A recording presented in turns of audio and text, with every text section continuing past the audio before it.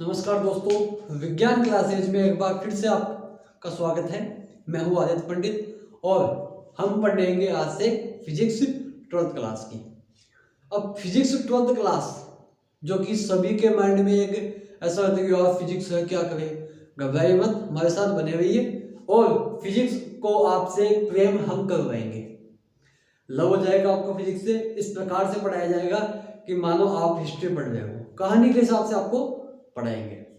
तो अब आती है फिजिक्स के अंदर, हाँ एक चीज और कि अगर आपको नोट्स वगैरह चाहिए, मैं जैसे बोलता हूं या तो आप वैसे लिख लो। अगर आपको चाहिए तो डिमांड करो, कमेंट बॉक्स में कमेंट करो। आपको जैसा मैं बोलता हूं वैसे के वैसे लिखोगे, आपको हैंड मेडेड नोट्स मिलेंगे। आपको हैंड मेडेड, ये पॉइंट वाली बात की हैंड मेडेड बहुत ही कम मिलते हैं क्योंकि कंप्यूटर्स मिलते हैं, सब आजकल टाइप करते हैं और दे देते हैं। हैंड मेडेड मेरे खुद के बनाए हुए नोट्स आपको दिए जाएंगे, प्रोवाइड करेंगे। एक की एक चीज जो मैं बोलूंगा वो उसमें नोटेड रहेगी। दूसरी चीज, आप वीडियो पूरा देखोगे तो ही अगले जितने भी चैप्टर है आपको समझ में आएंगे, अन्यथा कुछ भी सब ऊपर से जाएगा। ठीक है, शुरू से देखना, अंत तक देखना है, शुरू से लेके अंत तक। अब आती है अपने फिजिक्स में। फिजिक्स में क्या क्या है अपने 12th की फिजिक्स में कुछ मतलब 11th के अंदर तो हमने आप लोगों ने देख लिया होगा कि क्या क्या पढ़ना था, क्या क्या आपने पढ़ा है। 12th की में 12th वाली में क्या है, हाँ एक चीज, ये जो आप कहते हो ना, सॉरी जो 40% सिलेबस रिड्यूस हुआ है, ठीक है, तो उसमें आप लोग पीडीएफ में डिस्क्रिप्शन में मिल जाएगी आपको, उसमें देख लेना कि कौन कौन से चैप्टर आपको नहीं पढ़ने हैं। और वैसे मैं यहाँ पे बता दूंगा भाई ये आपको नहीं पढ़ना है, ठीक है। और साथ ही साथ आपको भी एक क्रॉस चेक कर लेना है कि हाँ ये चैप्टर नहीं पढ़ना है, क्योंकि जैसे अगर राजस्थान में रिड्यूस हुआ है तो अदर स्टेट में जैसे सीबीएसई में 30% रिड्यूस हुआ है और आरबीएसई में अपने 40% रिड्यूस हुआ। तो मैं फुल सिलेबस लेके चलूंगा, ज्यादा कुछ चेंज नहीं हुआ, 40% बहुत ही कम अमाउंट है, घबराइए मत। फिजिक्स क्योंकि बीएससी में जो कि आप आगे पढ़ोगे, जब भी आप मास्टर्स करोगे, बैचलर्स करोगे तो आपको पूरा पढ़ना पड़ेगा। इसलिए आपको ये तो क्या है कि इस पीरियड की वजह से आपको 60% सिलेबस दिया गया है, अन्यथा 100% आपको। लेकिन एग्जाम के हिसाब से आपको जो पढ़ना है वो आप देख लेना, ठीक है। मैं भी बताता जाऊंगा ये टॉपिक में पढ़ा रहा हूँ, लेकिन आपको ये सिलेबस के अकॉर्डिंग नहीं है आरबीएसई में और सीबीएसई में। तो अब फिजिक्स में क्या है, फिजिक्स में अपनी सबसे पहली ब्रांच है इसमें इलेक्ट्रिक मैग्नेटिज्म। क्या है? इलेक्ट्रोमैग्नेटिज्म।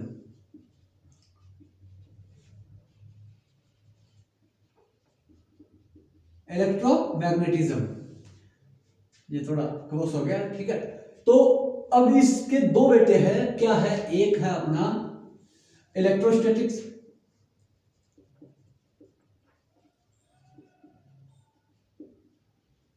और दूसरी है अपनी इलेक्ट्रोडायनेमिक्स, ठीक है। अब इलेक्ट्रोस्टैटिक्स और इलेक्ट्रोडायनेमिक्स में क्या है, इलेक्ट्रोस्टैटिक्स जैसा कि इसके नाम से ही मालूम चल रहा है कि स्टैटिक्स यानी स्थिर है, मतलब स्थिर वैद्युतिकी। हिंदी वाले देख लेना, थोड़ा मोटा लिखना पड़ेगा ताकि दिखेगा आराम से, स्थिर वैद्युतिकी, ओके। तो इसमें क्या है कि जब चार्ज, अपने चार्ज के बारे में भी आज बात करेंगे, आज सिर्फ इसी के बारे में बात करेंगे कि चार्ज क्या होता है, ठीक है। चार्ज जो कि आवेश है, जब आवेश स्थिर रहे मतलब मूव नहीं करे, ठीक है, तब आपको क्या क्या उसके अंदर, उसके आसपास क्या क्या उत्पन्न होता है, ठीक है, उसके यूजेस क्या है वो, और उसके एप्लीकेशंस क्या क्या है, वो सभी चीजें इसमें आएगी। जैसे विद्युत क्षेत्र, विद्युत विभव, आपका गाउस कूलॉम नियम, ठीक है, कूलॉम नियम का सदिश निरूपण, कूलॉम नियम का सॉरी कूलॉम नहीं, गाउस नियम, ठीक है, गाउस भी आ जाएगा, गाउस नियम का अनुप्रयोग। अभी जैसे आरबीएससी सिलेबस के अंदर गाउस नियम है ना, उसके अंदर एक छोटा सा टॉपिक हटाया गया है इस चैप्टर से, बाकी सेम टोटल जो मैं पढ़ा रहा हूँ वो का वो ही रहेगा। और इस शानदार तरीके से आप लोग, मैं पढ़ाऊंगा, आप लोग अच्छे से पढ़ना। तो इसमें तो कुछ नहीं, सिर्फ यही है।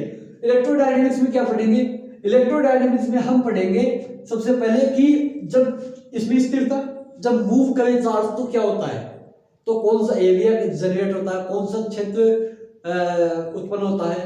तो छोटा सा मैं बता दूं कि जब आवेश स्थिर हो, स्टेबल हो, स्थिर आवेश सिर्फ और सिर्फ इलेक्ट्रिक फील्ड जनरेट करता है अपने चारों ओर। बट जब मूव करे, मूविंग चार्ज, मूविंग चार्ज क्या करेगा अपने आसपास? इलेक्ट्रिक फील्ड तो करेगा ही करेगा, बट उसके साथ मैग्नेटिक फील्ड भी जनरेट करेगा। ठीक है, तो ये पढ़ेंगे हम। ठीक है, फिर इसके बाद में, अगर इसके बाद में हम पढ़ेंगे मैग्नेटिज्म। ठीक है, और इलेक्ट्रिक करंट भी इसी में ही है। इलेक्ट्रिक करंट, क्योंकि करंट के लिए भी आपको चार्ज को मूव करना होगा ना। इलेक्ट्रिक करंट, इलेक्ट्रोमैग्नेटिक इंडक्शन और अल्टरनेट करंट, ये सभी इलेक्ट्रोडायनेमिक्स के अंदर ही पढ़ेंगे हम। शानदार है, एकदम मस्त, इजी है, कोई दिक्कत नहीं आएगी। फिर इलेक्ट्रोमैग्नेटिज्म के बाद में हम पढ़ेंगे वेव ऑप्टिक्स। वेव ऑप्टिक्स और एक होती है वेव ऑप्टिक्स। दो चीज होती है, एक तो होती है वेव और एक होती है आपकी वेव, यानी कि किरण प्रकाशिकी और तरंग प्रकाशिकी।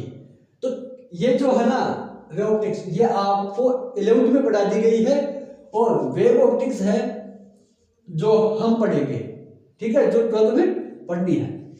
फिर वेव ऑप्टिक्स के बाद में आएगा आपके मॉडर्न फिजिक्स, जिसके अंदर आएगी इलेक्ट्रॉनिक्स और आपकी न्यूक्लियर फिजिक्स, एटॉमिक फिजिक्स। ठीक है, एक चीज ध्यान रखना, इलेक्ट्रिक्स और इलेक्ट्रॉनिक्स दोनों ही अलग अलग ब्रांच है। इलेक्ट्रिक करंट में तो विद्युत धारा का काम है, इलेक्ट्रॉनिक्स के अंदर जैसे गेट्स, लॉजिक गेट होते हैं वो आएंगे, सेमीकंडक्टर्स आएंगे, होल्स, इलेक्ट्रॉन्स, वो सभी चीजें उसी में आएंगी। तो ये तो हो गया आपका ड्राफ्ट, बेसिक सा ड्राफ्ट हो गया भाई, हमें ये पढ़ना है। तो हमें सबसे पहले क्या पढ़ना है? इलेक्ट्रोस्टैटिक्स।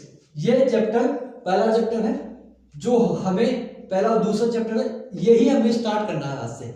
इसी के बारे में हम पढ़ेंगे, और इन सभी की जो क्रियात्मक और संरचनात्मक इकाई है, जैसा कि अपनी बॉडी के अंदर क्रियात्मक और संरचनात्मक इकाई क्या होती है? सेल्स होती है, कोशिका होती है, कोशिका से मिलकर भी अपनी पूरी बॉडी बनी हुई रहती है, और प्रत्येक ऑर्गन्स बने हुए रहते हैं। उसी प्रकार से आवेश ही इन सभी की कोशिका है। टोटल फिजिक्स, जो इलेक्ट्रोमैग्नेटिज्म की टोटल जो ब्रांच है ना, उसकी एक कोशिका है आवेश। आवेश के बारे में हम पढ़ेंगे कि आवेश कहां से आया, आवेश क्या है।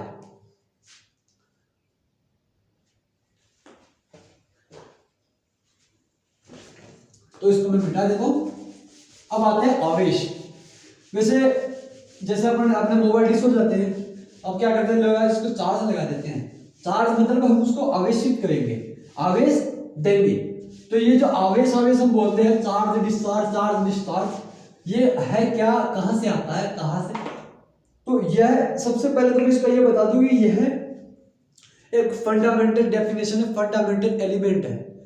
जो फंडामेंटल एलिमेंट होते हैं ना, उसका कोई पता नहीं रहता कि यह कहां से उत्पन्न होता है, क्यों उत्पन्न होता है। तो जैसे गुरुत्वाकर्षण है, ठीक है, पृथ्वी में अपनी ओर खींचती है, हमें क्या पता है?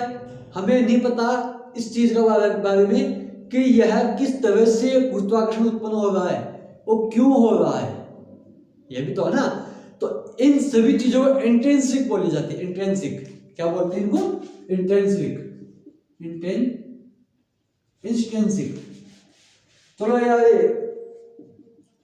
इंट्रिंसिक, ठीक है, ये बोला जाता है, यानी कि इनके बारे में ये पता नहीं लगाया जा सकता कि इनकी उत्पत्ति कहां से हुई है, ये क्यों लगते हैं, या ये हमारे ऊपर क्यों अप्लाई होते हैं। ठीक है, एक तो ये चीज है। दूसरी ये मैंने बताई थी कि आवेश एक कोशिका होती है इलेक्ट्रोमैग्नेटिज्म की, जैसे अपने इसमें। और आवेश को आप डिफाइन नहीं कर सकते, जैसे आप मास को डिफाइन कर सकते हो, नहीं कर सकते। मास क्या है? मास एक फंडामेंटल है, मतलब जो भी यूनिवर्स में फंडामेंटल है आप उसको डिफाइन नहीं कर सकते। जैसे ग्रेविटेशन हो गया, आपका मास हो गया, आपका ये चार्ज हो गया। तो बहुत सी चीजें हैं जिनके बारे में हमें नहीं पता है कि वह कहां से आई है और क्यों आई है। ठीक है, अब आते हैं कि आवेश, इसके उदाहरण मिली कहां से हमें, कि इसके बारे में इंसान कहां से, कब से सोचा। तो ये बात तब की है 600 ईस्वी की, जब 600 साल पहले की, कहने का मतलब। 600, हाँ। तो थेल्स नामक एक वैज्ञानिक था, तो वो यूनान का था, ठीक है, यूनान का था। तो वो क्या ही बाल्टिक सागर, जो कि यूनान के पास ही पड़ता है, तो बाल्टिक सागर में गया, कुछ काम गया होगा। तो वहां पे क्या है कि उसे पत्थर मिले, चमकीले पत्थर जो लाल और पीले रंग के होते हैं, जैसे अपने मूंगा होता है, अंगूठे में पहनते हैं ना वो मोटे मोटे, ठीक है, वो जो ज्योतिषी वगैरह वो कहते हैं भाई ये पहनो ये हो जाएगा। तो मूंगा जो पन्ना, इस टाइप से एक पदार्थ था जिसे हम एम्बर कहते हैं। एम्बर, क्या कहते हैं? एम्बर। इंग्लिश में भी एम्बर कहेंगे और हिंदी में भी इसे एम्बर ही कहेंगे। तो एम्बर नामक पदार्थ था। तो इसको इस चीज से याद रखो कि उसने क्या है कि अपने ऊनी कपड़े पहने थे, क्योंकि वहां पे सर्दी वैसे भी पड़ती है वेस्टर्न साइड में, तभी तो वहां के गोरे चिट्टे लोग हैं। तो उसने क्या किया, उसको साफ करने के लिए अपने स्वेटर से रगड़ लिया। तो रगड़ने के बाद क्या हुआ कि उसने पाया कि वह उसने पाया कि जो धूल के कण है, धूल के कण उससे चिपक रहे हैं, कागज के टुकड़े भी उससे चिपक रहे हैं। तो उसने देखा कि ऐसा क्या है इसमें जो इसको ये अट्रैक्ट कर रहा है, ठीक है। तो उसने एक अवधारणा बताई कि एम्बर नामक पदार्थ के अंदर, एम्बर नामक पदार्थ में एक ऐसा गुण पाया जाता है जो हल्की वस्तुओं को अपनी ओर आकर्षित करता है, ठीक है साहब। थेल्स की बात होगी। फिर आए अपने गिलबर्ट साहब। गिलबर्ट ने क्या कहा? गिलबर्ट और पहले वाले थे अपने थेल्स भाई साहब। तो गिलबर्ट आए। गिलबर्ट ने क्या कहा कि नॉट ओनली अपना ये जो एम्बर है यही नहीं, इसके अलावा भी बहुत सी चीजें हैं जो अट्रैक्ट करती है, जिनमें अट्रैक्ट का गुण पाया जाता है, जैसे एबोनाइट, कांच, सल्फर। तो ऐसी बहुत सी चीजें थी जिसको अट्रैक्ट, जो हल्की वस्तुओं को अट्रैक्ट करता है। जैसे एक एग्जांपल दूं मैं आपको, सर्दियां है, सर्दियों में ऊनी कपड़े पहनने के बाद, जैसे 2-4 दिन नहीं नए ऊनी कपड़े पहनने के बाद वो चट चट चट चट ऐसी आवाजें आती है, उसमें आती है क्या नहीं? तो वो क्या होता है कि वो आवेश की वजह से ही, आवेश दूसरे आवेश से टकराएगा, विपरीत आवेश तो इलेक्ट्रिक जनरेट होता है। तो वो चट चट की आवाज ही आवेश होता है, आवेश की वजह से होता है। और जैसे बचपन में हमने किया होगा कि ये देखते हैं वो जादू दिखाता हूँ, कागज के टुकड़े रखे और कागज के टुकड़े उसको अट्रैक्ट करते हैं, ठीक है, ऐसा होता है ना। तो वो भी आवेश के कारण ही उत्पन्न होता है। वो हम पढ़ेंगे कि आवेश कितने प्रकार से उत्पन्न होता है। अब ये तो हो गई इसकी साधारण सी बात कि कौन आया, कब, क्या और ये क्या क्या बता गया। फिर आता है टाइप्स ऑफ आवेश, मतलब आवेश के प्रकार।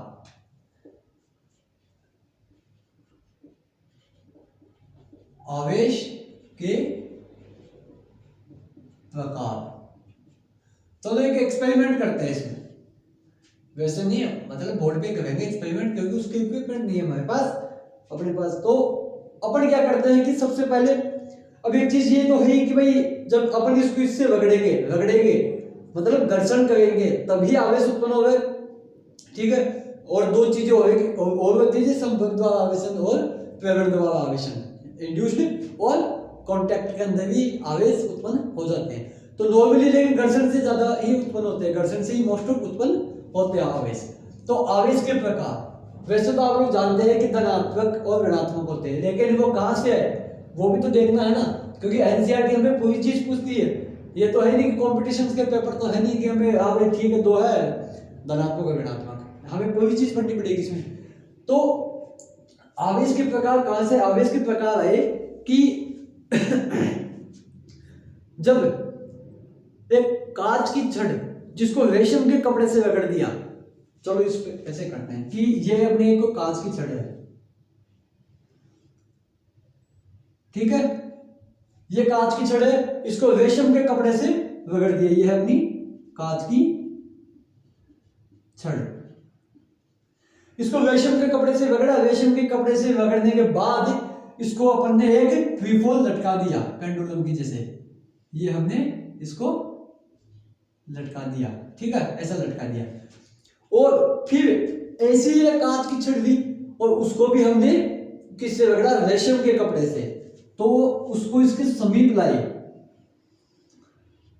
उसको इसके समीप लेके आए, तो हमने पाया कि यह एक दूसरे को रिपेल करती है, मतलब प्रतिकर्षित कर रही है, रिपेल। ठीक है, एक दूसरे को दूर भेज रही है, प्रतिकर्षित कर रही है, मतलब इसमें आया धनावेश। वो मैं बताऊंगा, एक सारणी है, उसके अनुसार आप किसी का भी पता लगा सकते हो कि कौन सा ऋणावेश है कौन सा धनावेश है। तो प्रतिकर्षित कर रही है, तो एक तो हो गया अपना ये, दूसरा होता है एक एबोनेट, जिसे हिंदी में कहते हैं अबुनश, उसको भी सेम वैसे ही किया, लेकिन इस बार उसको क्या किया अपन ने, रेशम के कपड़े से न रगड़ के बिल्ली की खाल से रगड़ा है। ठीक है, बिल्ली की खाल से रगड़ा, और फिर से और एक और एबोनेट है, एबोनाइट, एबोनाइट, और दूसरी ऐसी ही एक और छड़ ली, और उससे भी वो भी एबोनेट किया, उसे भी बिल्ली की खाल से रगड़ा, और दोनों को फिर से पास लाए, तो फिर वह एक दूसरे को रिपेल करती है, यानी कि एक दूसरे को प्रतिकर्षित कर रही है। किस समय इसमें ऋणात्मक आवेश है, यह देख लेंगे हम आराम से, घबराइए मत। तो दोनों में क्या पाया हमने कि ये दोनों एक दूसरे को रिपेल कर रही है, मतलब प्रतिकर्षित कर रही है। भाई तो दूर हट जा, हम दोनों में दुश्मनी है, क्योंकि हम दोनों एक जैसे ही है, एक जैसे में नहीं हो रही मित्रता। फिर एक चीज आई, अब की बार क्या किया कि एक ले लिया अपन ने कांच की छड़, जिसे रेशम के कपड़े से रगड़ा है, एक ले लिया हमने एबोनेट की छड़, जिसे बिल्ली की खाल से रगड़ा है। तो यहां पे मैं लगा देता हूं कांच की छड़। ठीक है, ये कांच की छड़ लगा दी, और जिसे रेशम के कपड़े से रगड़ा था, ये सभी चीजें लिखनी पड़ेगी, अगर एग्जाम में आपके आते हैं तो आपको ये सभी चीजें लिखनी पड़ेगी। और फिर एक एबोनेट की छड़ ली, छड़ एबोनेट की रोड, उसको किसके निकट लाए, जो कि किससे थी, बिल्ली की खाल से रगड़ी हुई थी, ऐसे रगड़ना। ठीक है, जैसे अपन इसको ऐसे रगड़ते हैं ना, वैसे। तो इसमें अपने पास पॉजिटिव था कांच की छड़ में, इसमें अपने पास नेगेटिव था। तो अब बताओ क्या होगा, दोनों एक दूसरे को अट्रैक्ट करेंगी। तो उसने पाया कि यार इस समय ये दोनों एक दूसरे को आकर्षित कर रही है, अट्रैक्ट, एक दूसरे को अट्रैक्ट कर रही है। थोड़ी सी इंग्लिश में एडजस्ट कर लेना आप लोग, एक दूसरे को आकर्षित कर रही है। ठीक है, तो तीन अपने एक्सपेरिमेंट किए, और उससे हमने निष्कर्ष निकाले कि जब कांच की छड़, जिसे रेशम की कपड़े से रगड़ा था, दोनों एक दूसरे को प्रतिकर्षित कर रही है, और एबोनेट में भी, जिन्हें हम बिल्ली की खाल से रगड़ा था, दोनों एक दूसरे को रिपेल कर रही है, प्रतिकर्षित कर रही है। लेकिन एक कांच की छड़ ली जिसे रेशम के कपड़े से रगड़ा था, और दूसरी हमने एबोनेट की छड़ ली जिसे हमने बिल्ली की खाल से रगड़ा था, दोनों को एक दूसरे के समीप लाए, तो हमने पाया कि भाई एक दूसरे को आकर्षित कर रही है। ठीक है, ये सब आप लिख देना, और नोट्स में भी ये चीजें लिखी हुई है, जो कि आपको पीडीएफ मिल जाएगी। तो अब हो गया ये, अब हमें इससे क्या निष्कर्ष निकला, इससे आवेश के कितने प्रकार निकले। आवेश से, इससे इस प्रकार से आवेश का निष्कर्ष निकला कि हमने पाया कि दो टाइप्स के होते हैं, एक तो वो जो कांच की छड़ को रेशम के कपड़े से रगड़ने पर एक दूसरे को प्रतिकर्षित कर रहे थे, और बिल्ली के खाल से भी एक दूसरे को प्रतिकर्षित कर रहे थे, और एक ये वाला। तो फिर आए बेंजामिन फ्रैंकलिन, सन 1750 में बेंजामिन फ्रैंकलिन, जो डॉलर के ऊपर, जो 100 रुपए का डॉलर है ना, यूएस डॉलर, उस पे उनकी फोटो लगी हुई है, मोटे से है, आधे गंजे से आदमी है, गोल मटोल से। Benjamin Franklin.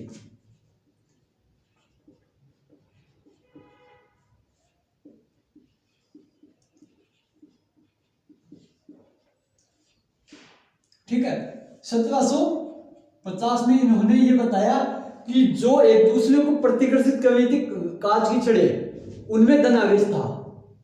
क्या था? धनावेश। यानी कि ये जो शब्द थे ये इन्होंने ही दिए थे। एक तो था धनात्मक आवेश और एक अपना ऋणात्मक आवेश।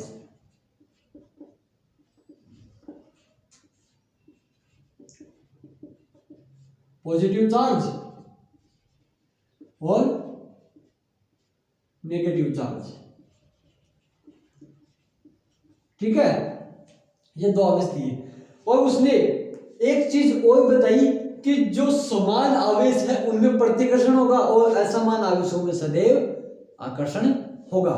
ठीक है, क्या बताया उसने? उसने बताया कि यदि दोनों के दोनों धन आवेश है तो वह एक दूसरे को प्रतिकर्षित करेंगे, जैसा कि अपने कंडीशन 1 में हुआ था। और अगर दोनों ही ऋणात्मक है तो इस कंडीशन में एक दूसरे को फिर से उसको विकल करेंगे, क्योंकि ये ऋणात्मक एक दूसरे को प्रतिकर्षित करेंगे।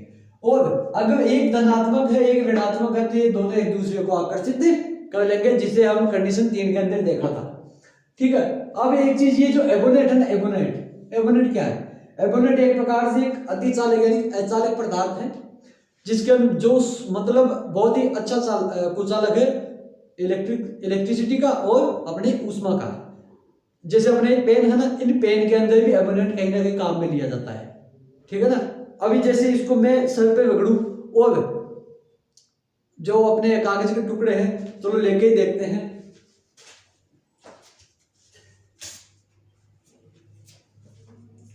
ये कागज के छोटे छोटे टुकड़े हैं।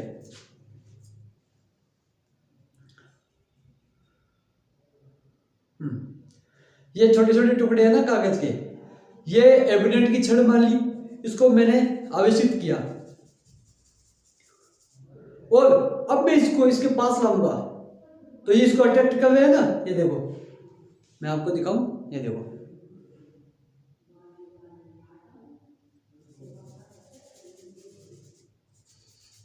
ये देखो अट्रैक्ट कर गए, ये इसके चिपक गए। तो इस समय हमें क्या मिला कि जो एबोनेट की छड़ इसमें क्या था? ऋणात्मक आवेश था और कागज में क्या था? धनात्मक आवेश। क्या था? पॉजिटिव चार्ज, और इसमें क्या था? Negative charge. तभी एक दूसरे को अट्रैक्ट कर गए।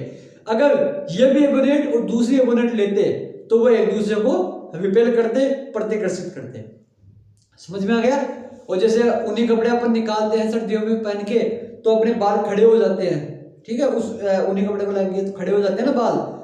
तो उस जिसको हमें कहते हैं गूज बम्स, तो वो ही किस कारण होता है? वो भी एक आवेश के कारण होता है, क्योंकि जो ऊन है ना, ऊन में होता है अपना ऋणावेश और अपनी बॉडी में होता है धनावेश।